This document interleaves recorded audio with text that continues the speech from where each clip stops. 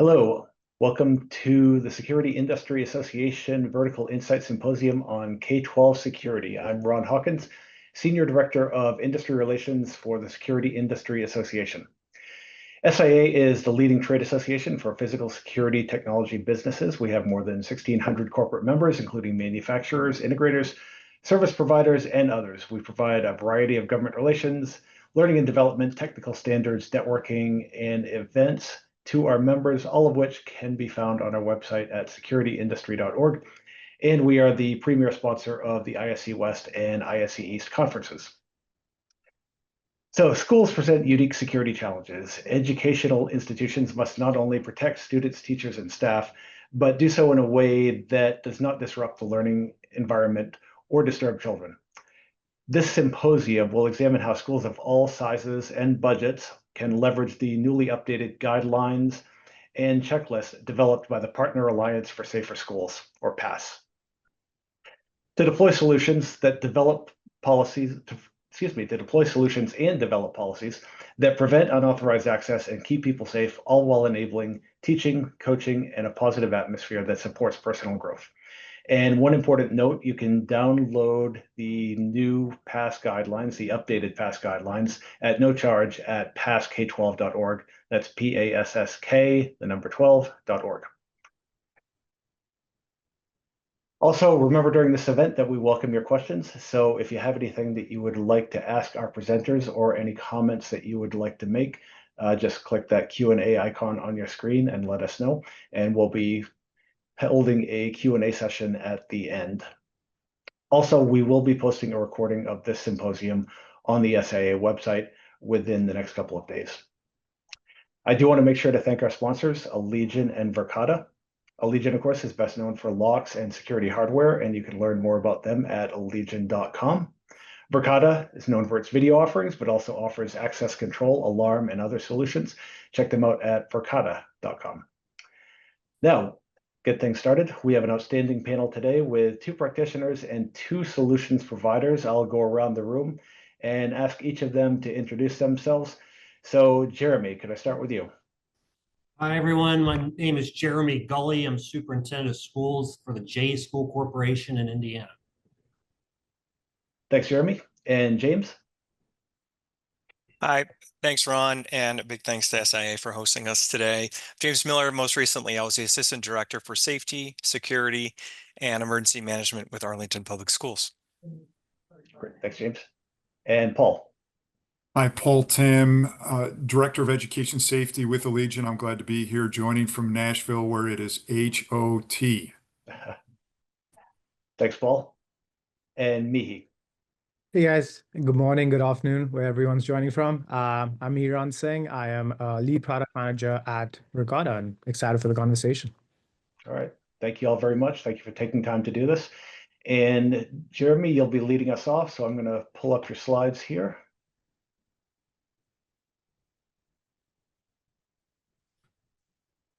Yeah, appreciate. Hopefully everybody can see this.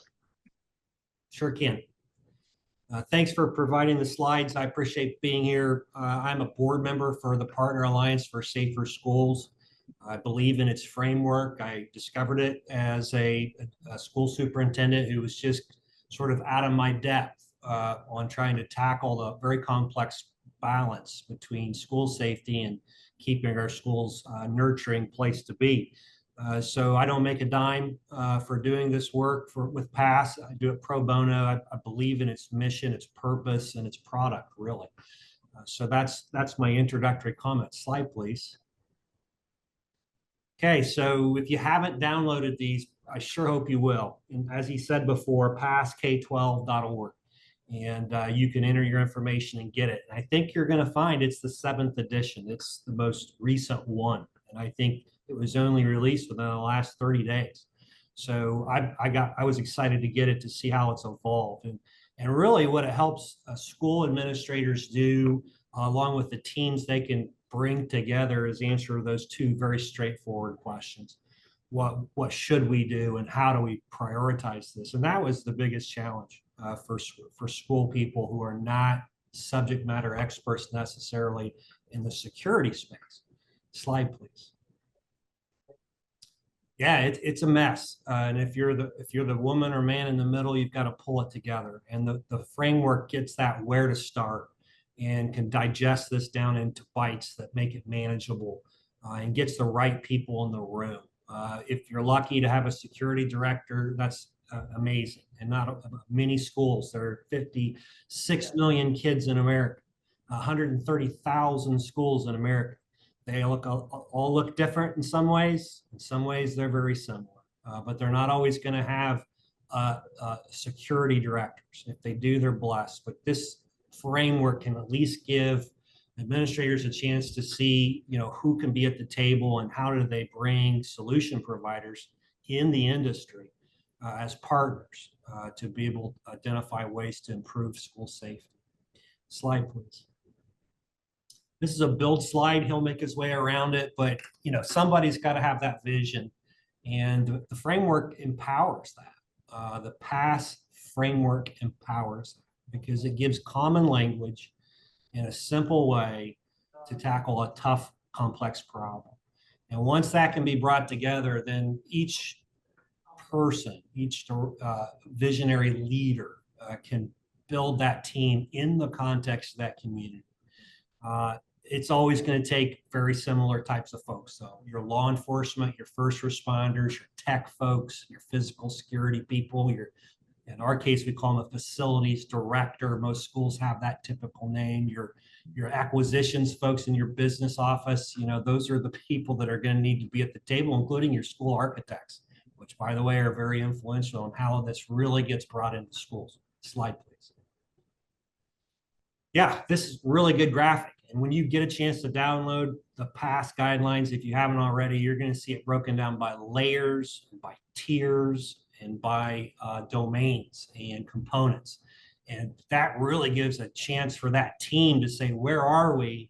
Where are we going? Where we want to be? And that's not going to necessarily get done in a year. And that tier one in that particular layer is just the basics. Every layer has a tier one.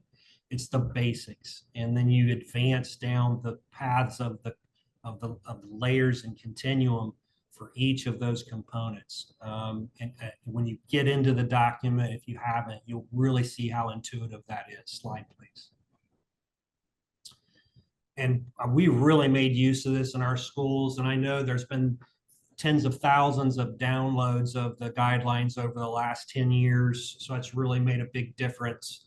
And 75 volunteers of folks that really come from the industry in a way that brings that expertise and boils it down in this framework so it's purified to the extent that school leaders can have confidence. They can have confidence. And it's objective, it's agnostic into terms of brands, but PASS clearly does have partners. And so it gives administrators and policemen, SROs, gives all these people on the team a common language and a trusted source. And I think that's important. These white papers and resources, things you see on that checklist, they really make a difference to schools because there are certain elements of this challenge that have a lot of, different ideas that may not be best practice. So it cuts through that and gives those school leaders a chance to find out what is best practice on even down to the very particular subject like you see in these resource examples. Slide, please. And for those who may get copies of the materials after this work today, those are hyperlinks, and the PASS guidelines are kind of the good housekeeping seal of approval for those that remember that, or it's a really trusted thing is what I'm trying to say, and it's referenced in other organizations, very important work, many levels. So with that, I'll be a part of the panel in so many ways to answer questions as they may come up, or maybe offer a comment or two, but I'll be followed by my fellow presenters. Thank you. All right, thanks, Jeremy. Really appreciate that. Great overview of PASS and the guidelines themselves. So before we start to get into some of the nuts and bolts of school security, would like to spend just another minute or so on PASS. And Jeremy, you mentioned the different partners that the organization has. Paul, I know Allegiant has been a partner for quite a while. You've been involved with PASS personally. for some time now as well. Can you talk about a little bit about your work with PASS and Allegion's involvement? Yes, thanks. I am part of the technical committee. We meet on a weekly basis, which if you're part of any organization that's meeting weekly, you get to know people pretty well. And we don't always agree. And I think that's one of the beauties of PASS is it's a not-for-profit made up of practitioners, vendors, consultants, architects, um, administrators who have all agreed to put aside their agendas so that we can espouse guidelines that will be applicable to all schools. And we spend a lot of time discussing nitty-gritty and making sure that nobody's product is being highlighted. And as you can see with those checks and balances, it winds up being very, very helpful. Great, thanks, Paul. And I'll move on to our next question. If anybody else wants to jump in to talk about PASS, please do. But with now that we're in mid to late August, schools are starting to reopen after summer break, starting to get into your new routines for the 2025-26 school year. So what are some of the key factors for getting back into that groove and ensuring that security is solid from day one? I'd love to answer that. First of all, we're looking at all kinds of things. In many ways, schools are returning to situation normal, but every time we start a new school year, there are things beginning that are new as well. Maybe they're bus routes, and I'm reminded Jeremy did a great job of talking about how PASS also has white papers. I just was looking through a white paper on transportation safety. We might have new routes this year. We're going to have new riders this year. We're going to not have some riders because they've aged out of the school that they used to go to.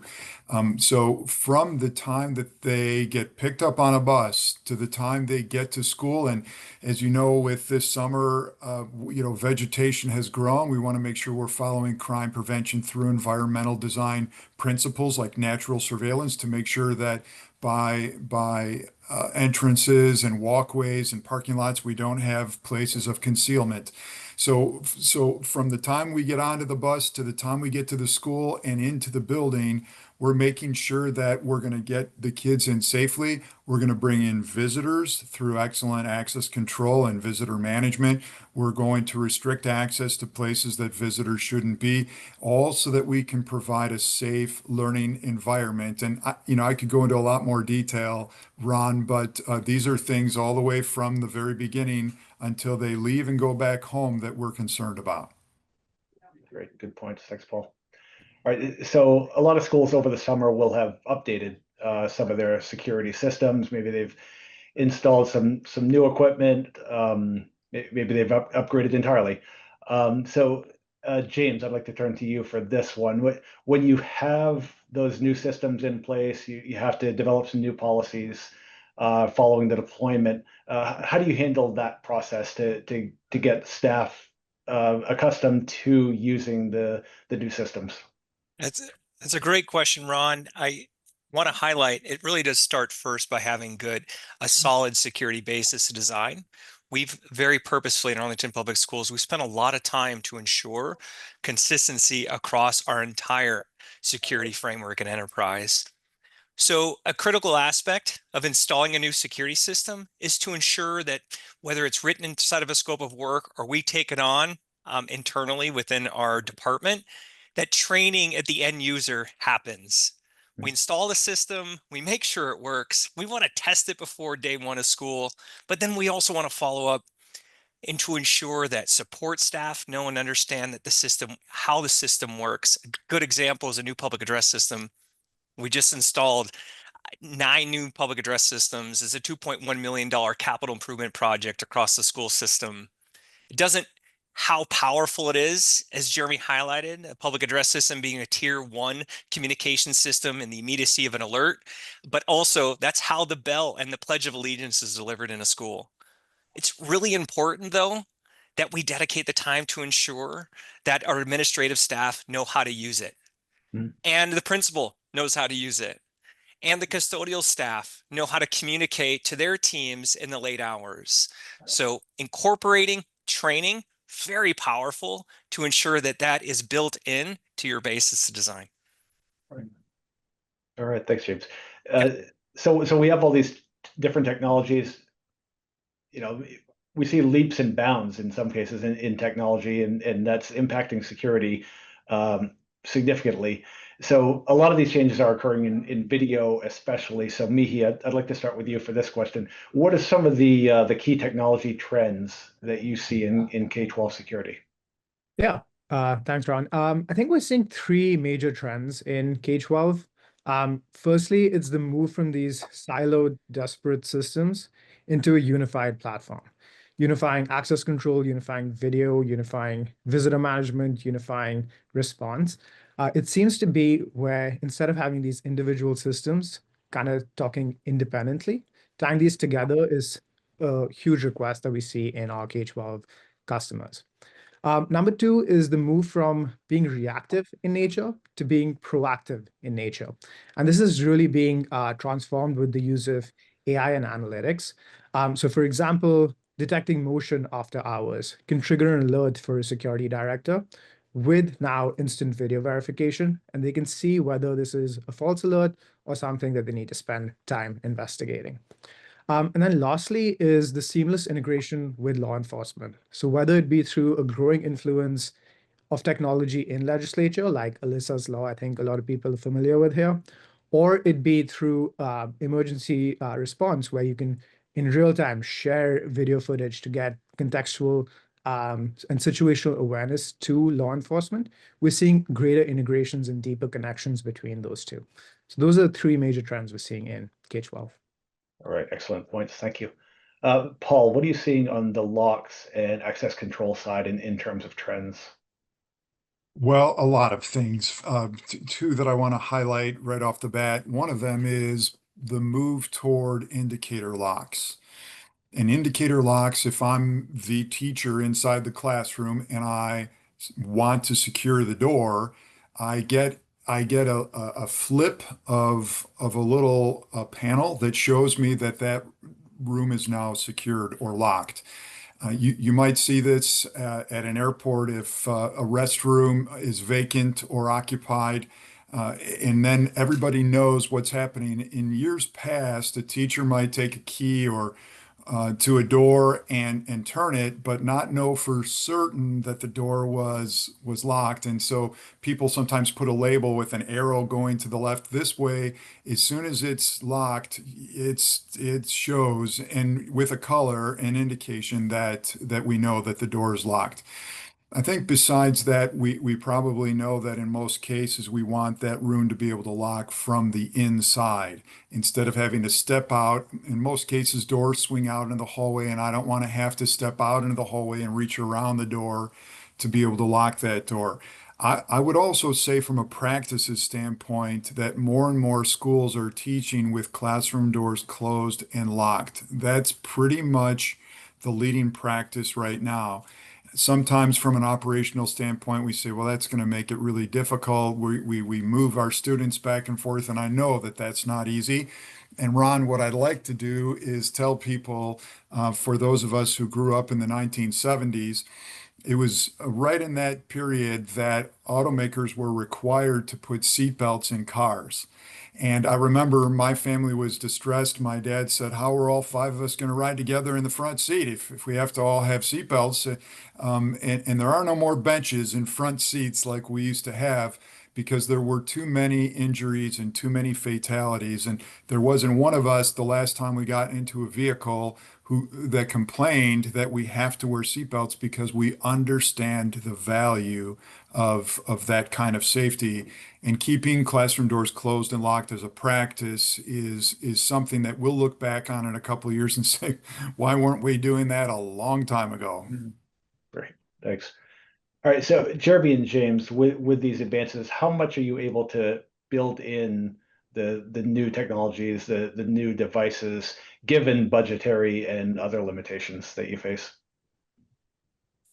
I guess I can go first since you called my name first. So first of all, I start with the framework because it helps me prioritize. I can work from tier 1 to tier 4 or 5, and then I can figure out where I want to invest based on our own vulnerability assessments. You know, technology-wise, Alyssa's law, I think is a big deal. I'm just going to say it. I think the ability to activate an immediate response in our buildings and our schools, where everyone's empowered to activate that, and law enforcement is getting that notification, I think that's a big deal. And we've gone through that. We're our 3rd year. We just renewed for that capability. I think only about 7 states are there, maybe some more exploring it. That's certainly a big one. Sometimes the technology sort of runs behind the scene. I'm a big advocate for anonymous reporting systems. So, you know, one of my fellow panelists talked about integration of those capabilities into a common operating picture, you know, where you can have that ability to have situational awareness. I really am encouraged to see how that all can come together that way. So those are just, you know, 2 technologies that I'm talking about. There are more coming, but they are expensive, and you know, you have to look at different sources of funding from the school side of the house you might not have considered before, like debt service funding. You invest in buildings for the long term. Let's make sure that we've got a line of logic in those major capital investments over time that move the needle on physical security, and the past framework helps justify those investments. That's just one example. I'll give you one, and I'll turn it over to my colleagues. But philanthropic is a thing. I don't think people have thought about that enough. So we have basic taxpayer dollars that we put into year-to-year operations, debt service for the long term. I think there's some opportunity in philanthropy in this area as well, and we've made use of some of that. Thanks, Jeremy. Ron, I'll build up to your question, but give me just kind of a second to kind of lay down some groundwork. First and foremost, we absolutely want to acknowledge as security professionals, and you highlighted at the very beginning, the threat landscape within K through 12 is evolving. And unfortunately, we have seen in Arlington Public Schools, and we've seen that across K through 12, that there is an increase of threats within our school systems. And those can range from threats of violence to really serious incidences. So this highlights kind of this tremendous amount of conflicting priorities that are faced by not only security professionals that are in K through 12, but also our school-based administrators. And what we cannot add is to this environment, to your point, disruptions to the mission of education. So first and foremost, the low cost, 0 cost solution to this, because you first asked the question, how do the increasing cost of technology, what's the 0 cost? Is creating a realistic threat picture of your school and your school district. Understand the threats and hazards that are associated with your school system. And then once you know that, think through how you can build out a multi-layered approach to ensure that you are mitigating your most concerning or threatening situations first. For example, some low cost, 0 cost solutions is ensuring you have a robust emergency management plan, and that plan is shared across your entire school system, and then given out training to your school-based staff, your custodial staff, and others, so that they know what to do during an emergency, like, for example, utilizing the standard response protocol. Very simple, 0 cost solutions. Your point about taking in new technology, we're very thankful that within Virginia, we've had many security grant opportunities specifically dedicated to physical and technical security. I'm quite thankful that we have been the recipient of that, and then that has allowed us to utilize grant money, not associated operational costs or capital improvement, but specifically just towards grants and security equipment. We understand our threats and our hazards, and then we take that grant money and we help mitigate based off of our systems-based approach. Like, for example, increasing our security camera systems, like we use Verkada Technologies to help do that. So that's a couple just the points to add into your question. Some 0 cost, but then also when you are approaching new security solutions, let's make sure that we have a realistic threat and hazard picture first.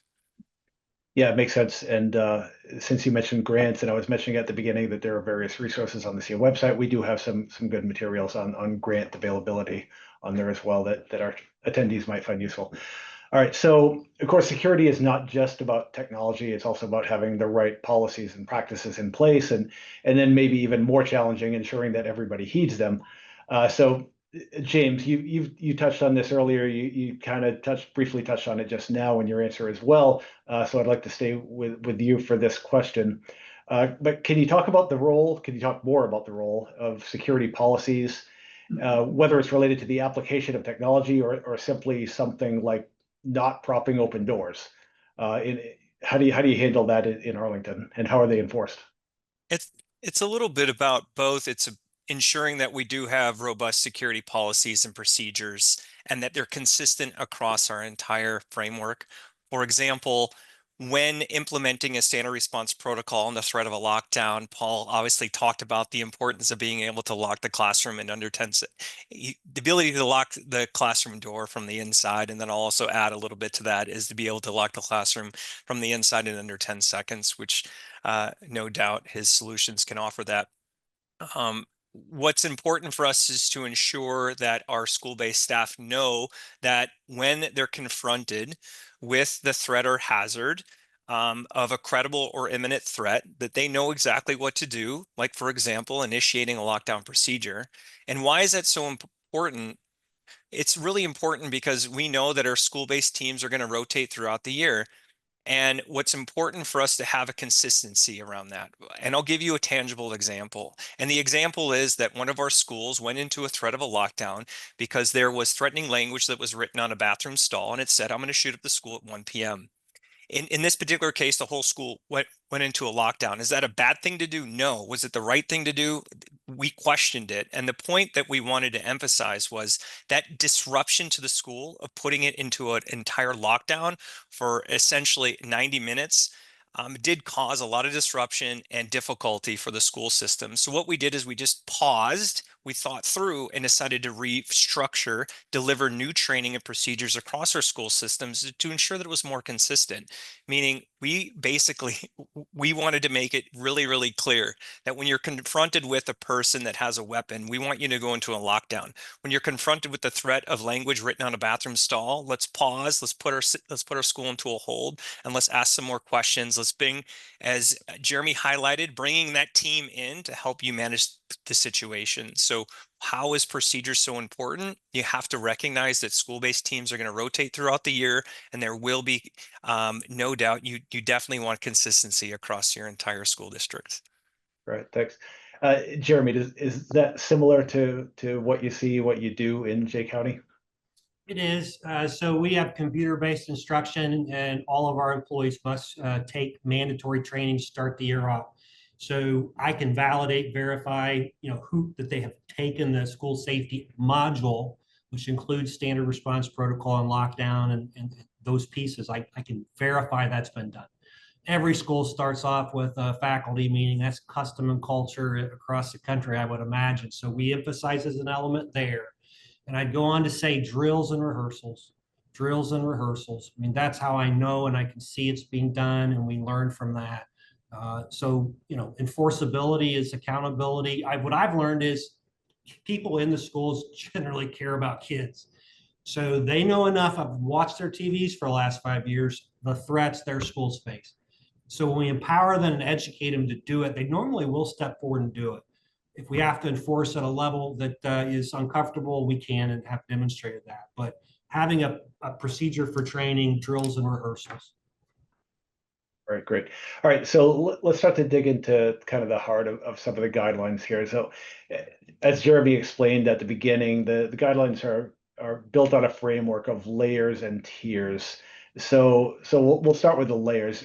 When you're at the edge of a campus, so you're encompassing parking lots, playing fields, et cetera.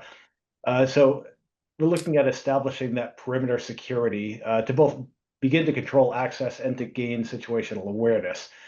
So Mihi, I'd like to direct this question to you. What are some of the key considerations for perimeter security for K-12? Yeah, so I think as Jeremy stated, it's there's about 4 layers of defense, and each should serve as its own independent layer of defense. So starting with the perimeter, we kind of look at it in two main zones. So one is how does access control, which is actually restricting entry into these zones, take effect? And how do you layer that with video context?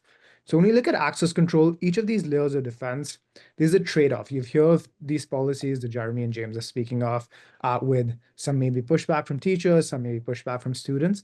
And it's basically a trade-off between security and convenience. So at the perimeter, as people are entering into parking lots, as people are entering into these more public zones, we can look at it as, hey, maybe we trade off with convenience more than security. And then as you get into the system, the trade-off changes to more security over convenience. So when we look at access control as a whole and with the different credentials that are offered, maybe you look at license plates, maybe you look at mobile entry as more convenient forms of entry into these layers. And then as you go into the building, into these more secure layers, you look at different ways of entry, maybe a multi-factor authentication, which is a code plus a card. And these are, again, policies that we enable our customers to make, and we support it with technology practices. The second thing I'd like to add is how video context kind of helps, especially with the AI and alerts that we spoke about earlier. So let's say in these instances, a parking lot at 11 p.m., you see motion, you see a car, you get these alerts with now direct video verification that you can take, and you can really instantly get a sense of, hey, is this threat credible? Or is this just someone who is coming in to clean at night, or someone who's forgotten their badge in the parking lot? And these are easily actionable that you can then have a video verification with a timestamped access control event, and you can make your decisions a little bit easier. All right. Thanks for that. All right. So moving inward, now we get to the building or the buildings, and here we're tightening access with locks and visitor management. So Paul, can you walk us through some of the considerations for that initial entry? Sure. We've got buildings of varying ages across the country, and there's not a building being designed today by architects that won't have a secured vestibule at the main entry. If you've got older buildings, it can be more complicated to get there, but we would prefer to have a secured vestibule at the main entry. I need to be verified before I can even get into that vestibule, hopefully. And then once I'm in the vestibule, I can state a purpose for being in the facility, and then they decide where I can go after that. In many cases, I'm going to give my driver's license or some kind of state ID. It will be run against a database of registered sex offenders. And then once I'm past those kinds of things, I'm able to accomplish those things that I've set out to do. And I just want to make mention, things have changed much, and people aren't good with change, including myself. It used to be when I was raising my kids, I could just walk into the building and maybe even have lunch with my kids. And we all understand there's inherent risks with that. In fact, in my kids, Ron, used to be safety patrols and stand out in places where there were vehicles. Those days are going away. We can't put kids on the front line, and I think everybody understands. But everything begins right there at that vestibule area. And then once we're authorized to go deeper into the building, if that's the case, we're hopefully going to be escorted to where we need to go. And we find that any areas of the building that have activities that we're not permitted to attend or are vacant areas are hopefully going to be closed and secured, so I can't have access to places I should not be. I can just follow up on what Paul just said. Single points of entry, like you pointed out, if you're in a growing part of the country and it's where you're at in Nashville, a lot of new construction. The steady state across the country, you have buildings from 60s, 70s, and 80s, and you're right, they didn't have them, and you've got to retrofit them. Whether you're retrofitting to create a single point of entry, or you're building a new one. Let me give you a crystal clear example of past being a difference. I just went to the guidelines that gave direction on a single secure point of entry. I didn't know what that was. I gave it to the architect and said, make that. And he didn't know necessarily. So that's an example on the perimeter side where you can make use of the building perimeter side. You can make use of the frameworks to get an outcome that you probably wouldn't have had you not just simply used it. All right. Yeah, great points. And Mihi, can you talk a little more about how video fits into that that entry control and visitor management process? Yeah. So I think the way we look at this is these are timestamped events of actual action that is happening in your physical campus. So whether it be Mihi checking in to do some work at a school, or it be Mihi the teacher badging in to work, these are access control and visitor management events and logs that you get. However, what you don't get with that is who Mihi is, and then any sort of situational or visual verification of this event actually occurring, and then the context behind that event occurring. And I think matching a video footage from 10:03 p.m. or 10:03 a.m. with a check-in at 10:03 a.m. and then seeing that flow, that just gives those security personnel just an additional ease of anxiety that, hey, everything is flowing smoothly. And then those also help in post-mortems of, hey, let's say we had a whole host of visitors come in, visitors spike from 50 to 100 people. What was the cause of the spike? And then you see these events, maybe it's a parent-teacher meeting, maybe it's more parents coming in to pick up students from a class. You get this contextual feedback with video being mapped with all of these different events, which just helps ease anxiety and helps people in that security posture perform their jobs a little bit better. Right. All right. All right. So continuing to move inward, they've gone through the visitor management process. They're allowed into the building. So now we're in the interior. Lots of classrooms, lots of doors, lots of opportunities to continue to control access. Paul, you started to get into the classroom door locks a little bit, with the basics of at least having it locked from inside rather than outside. But can you expand a little bit on the role of classroom door locks and their importance in school security? Sure. I want to talk about two things here. First of all, let's all understand you cannot go to the local hardware store and buy what you're putting in schools. In the local hardware store, you have residential grade hardware. It's tested in a variety of different ways. But in schools, you have commercial grade door hardware. It's Underwriter Laboratories tested, and it's not going to fail for X number of years or even beyond that. And so both the Marjorie Stoneman Douglas after action report and the Sandy Hook after action report have stated that the bad guy has never breached a closed and locked classroom door. And that's because we've got a commercial grade door lock there. So that's very important for everybody to understand the value of what that lock can do. And second of all, that there is no need to add to that.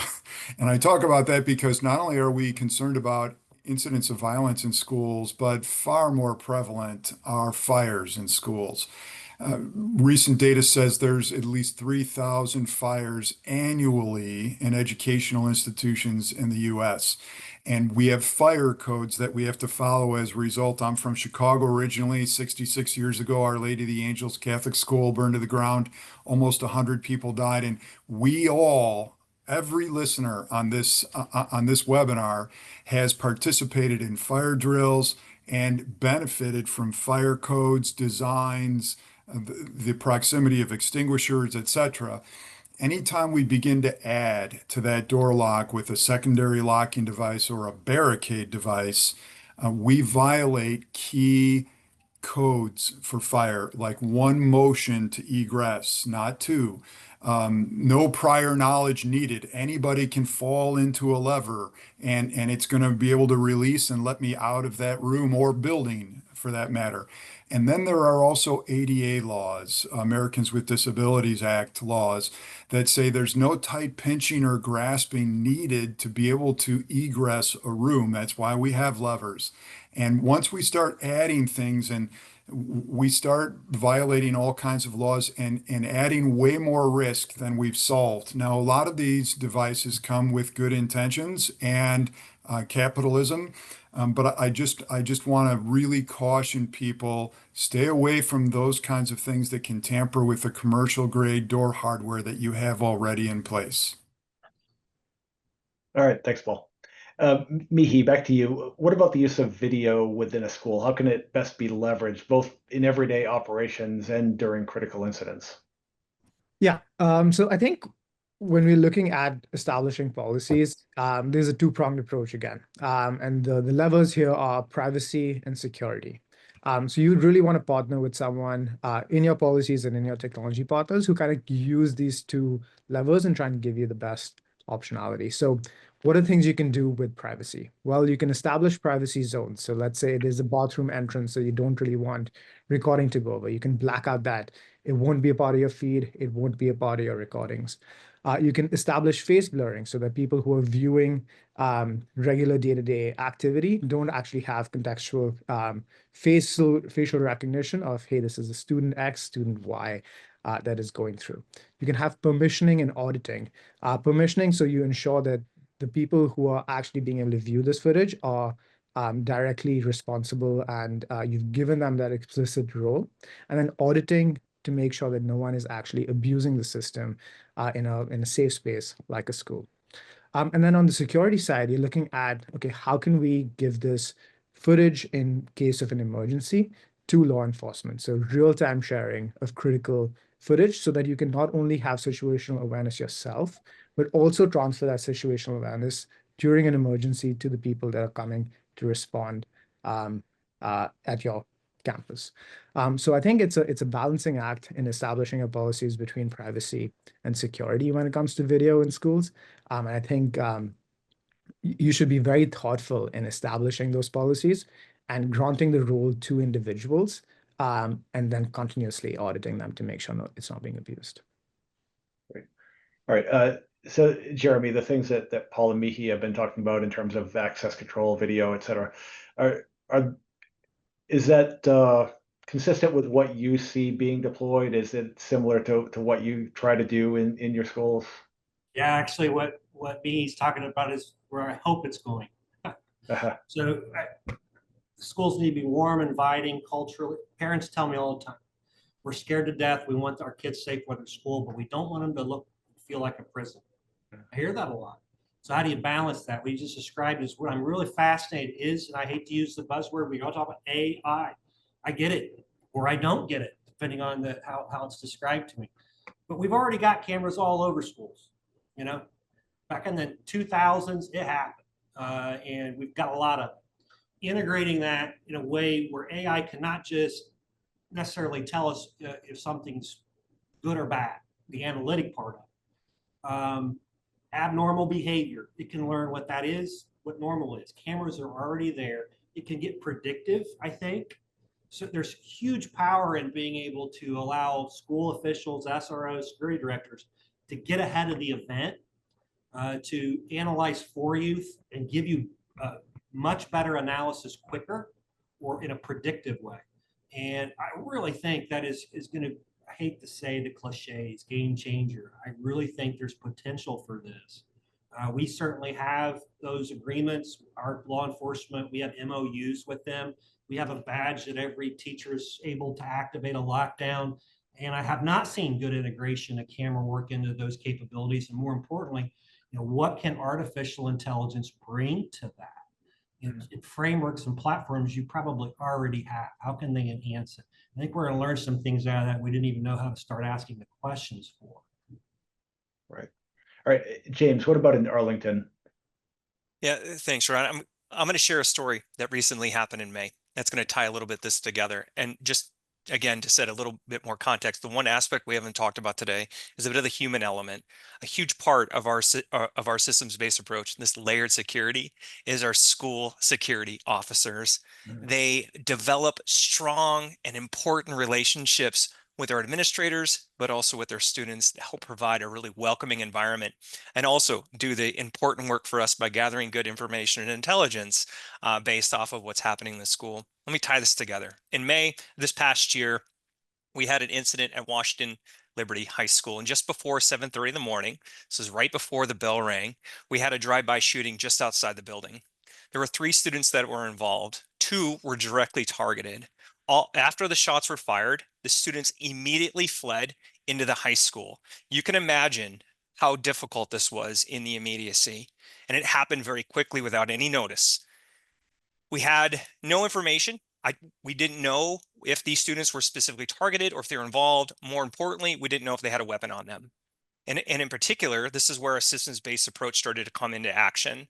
So we leveraged our technology and our human aspect. We immediately leveraged Verkada systems and its powerful facial recognition to perform a very quick search of where those students were, exactly the moment from they stepped in to when they moved in the hallway to when they went into their classrooms.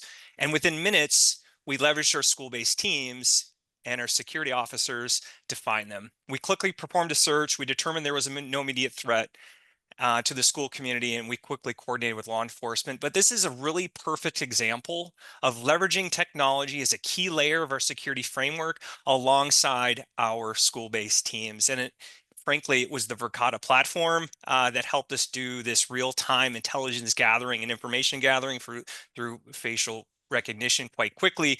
And as you can imagine, we've had lots of reps to be able to do that, so it allowed us to do it quite quickly. But it was a very serious incident, and it happened very fast, and we had to be able to coordinate with not just our school-based teams, but with local law enforcement.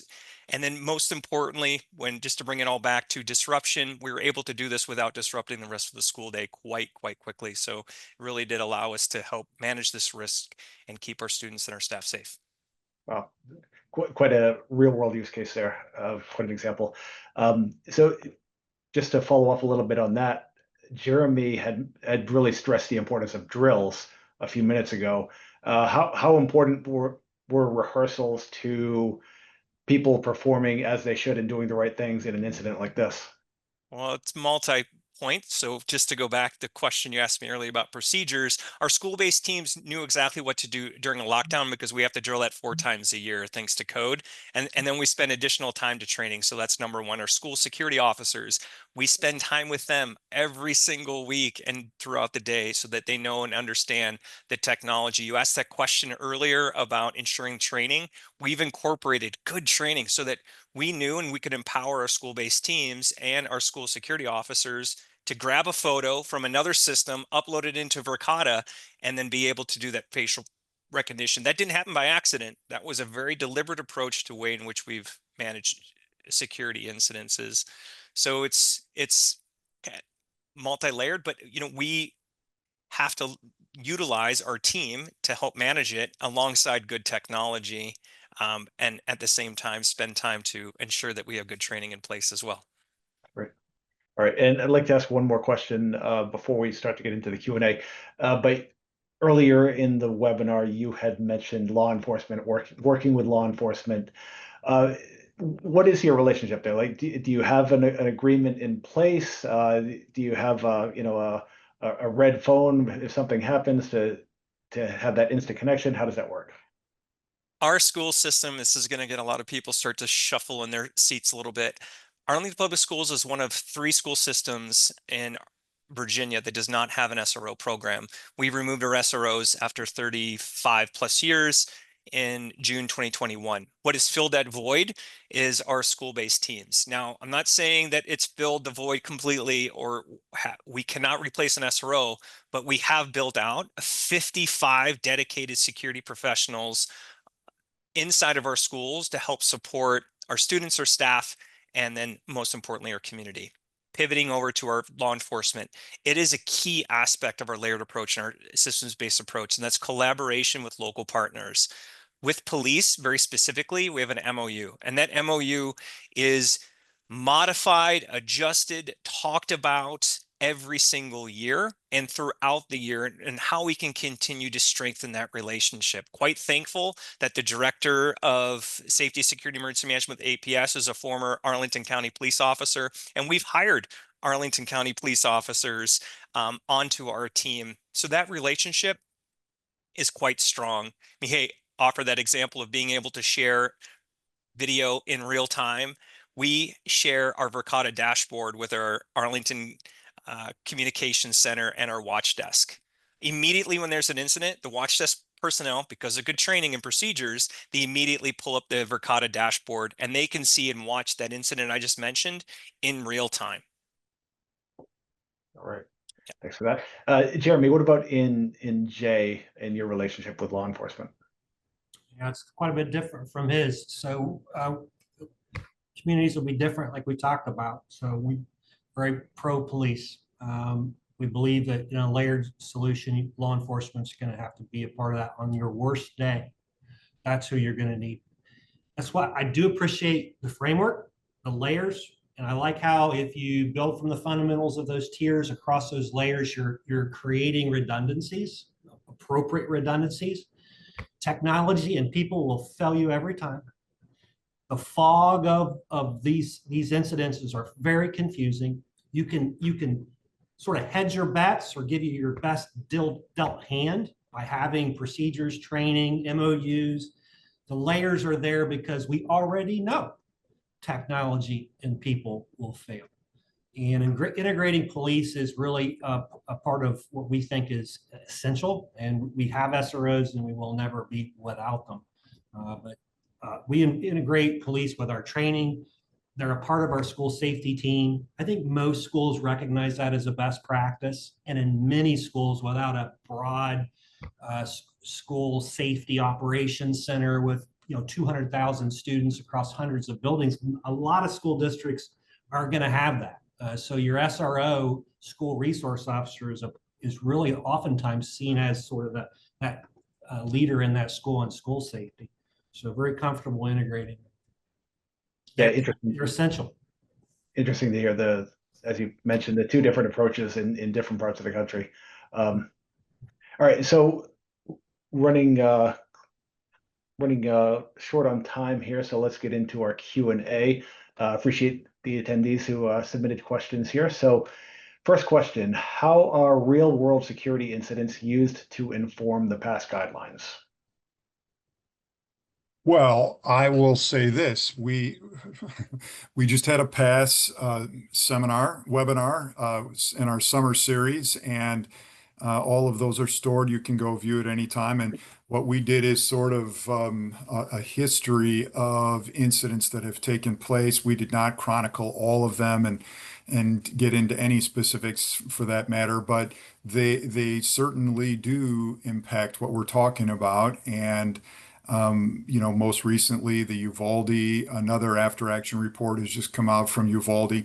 The people who are on the technical committee and other past members are really having their finger on the pulse of all these after-action reports to make sure that we've learned lessons. And absolutely, the lessons learned then impact the decisions that we make in the guidelines that we put together. And I'd follow up and say, those after action reports, it's horrible. If you really study them, they're just devastating. What I try to do is look at those and say, if the elements of the framework, those layers and tiers, had they been present along the sequencing of that event from Parkland to Uvalde to Aurora, Colorado, you name it, would it have interrupted that, prevented it, or stopped the killing? And that's where I really find value in I'm glad PASS does it well, is truly study what happens. Not what we think happens, not what our biases are, but what really physically happens across time and space. And then see if the elements of that framework would have saved lives had it been present. That's a very powerful tool of thinking. And PASS does that thanks to volunteers like Paul Tim. All right. This might be a quick one to answer, but is there a best practice forum or notification platform for PASS that gets updated more quickly to inform schools when something happens so that schools can change quickly? So basically, any real-time updates. You mean? Well, I don't know, Jeremy, if you want to take that, but PASS is not PASS is working very hard to make sure that they've got guidelines. And as soon as we published version 7 guidelines, we started working on version 8, and whether that's going to be another year or two, I'm not sure. But what PASS is not is a PR agency. So what we're posting white papers so that leading practices can be adopted. But what we're not doing is saying, here's a good example. Many states are debating or have taken action on whether cell phones are permitted or prohibited from schools. PASS went, wait a minute, we're not entering the fray on this. If it did pass in a state, we then may have a list someplace of states that have passed it, but we are not in any way taking a position on that. Yeah, that real-time notion, not so much, and for a reason. It really has to be vetted and thought through and integrated across these disciplines and very smart people. So you're not going to get a knee-jerk reaction from PASS, in my opinion. I haven't seen it. Where Paul hit on it is if it is sort of an urgent issue and it's not waiting for a version update, there has been this intermediate space called white papering. And I showed you examples in that slide. So I think that's kind of the balance between the stability of the way they do work in PASS, but responsive to folks who say, hey, I've got real trouble, and do you have anything that can help me? All right, so Mihi, I'll start with you on this next one. How does consent work when using video platforms? Are parents asked to fill out any additional paperwork? What happens if they do not fill it out? Yeah, so I think it really depends on the state by state legislature, and that's constantly evolving in as technology is evolving, as AI gets into the fray. What I will say with a lot of video security companies, including ours, is our privacy features are turned on by default, and then it's up to the school and the state they're in to comply with the rules and legislature that they have to ensure that they are, number one, keeping privacy in mind, and number two, conforming to state legislature. Um, I think it eventually comes down to schools and their policies rather than technology, which is just empowering the schools. Right. All right. And unrelated, new question, but how many schools are installing vape sensors in school restrooms? Yeah, So, I just saw that come in yeah, the QA. We've actually done a extensive study on that. I don't have the number off the top of my head, but I'll try and find the link and link it down there. all right, great. But we do see it being used quite often, and it is actually something that our system working together kind of helps solve because, as you guys are aware, you can't have cameras in bathrooms. So a vape sensor tied to a corridor camera actually really helps detect whether this incident has happened, and then you can provide resources as well as help to those students to kind of get them on the correct path. All right. All right, thanks for that. All right, so it looks like we have a couple minutes left, so I'll go around the room for any last comments you have. Mihi, since I'm already here, any parting words for our attendees? I think at the end of the day, POS framework, SRP, all of these are here to empower the school systems. Each of these school systems are unique, and what works best is number one, training, number two, having a complete risk assessment, and it's only after that do you look at technology and how the technology can empower the school. But technology in itself cannot solve all problems. It has to be a partnership between school policies, the personnel, and then the technology that's empowering it. We serve as an empowering agent to you guys, but at the end of the day, it is up to that collaboration to really ensure the best success. All right, thanks for that. And Paul? Well, Mihi Ron hit a home run with that. Very excellent. And I would say if I am a school administrator, I would really, first of all, understand the value of tools and resources that are readily available. And second of all, the value of education. The more information I can share with my staff members equips them to make a personal investment and be part of a culture of safety. Great, thanks, Paul. James? I'll double down on Paul's point. I want to highlight, and we often say that we are first an institution of learning, and education fits at the very front of that. But really, the future of K through 12 security really is not about any isolated or one solution. I think it's about creating a multi-layered approach, having data-driven security framework that can respond to any of the complex environments or challenges today while supporting a very positive learning environment. That's really important. We touched on a few of the looming potential dangers that may be coming, like artificial intelligence and how that's changing, new social media threat frameworks, a bullying that goes far beyond just the threshold of the school system, all of which really, no matter what happens, I think what I want to ensure that these security frameworks, that they really ensure that there's perceptions of good, strong safety and security. And we know that when students feel safe, they perform better in the school. We know that when staff feel safe inside the school, morale is high and they also perform better. And we know that when perceptions are safe, that when an incident occurs throughout the nation, that they can feel and earn trust and ensure that their school system is also safe. All right, thanks, James. And Jeremy, you had the first word. We'll give you the last word too.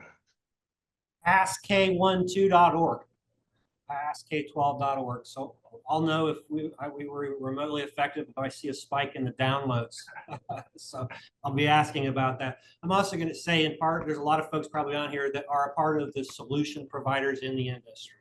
And I appreciate that. There's this perception that we're all being sold something and there's ulterior motives for why these technologies find their way into places.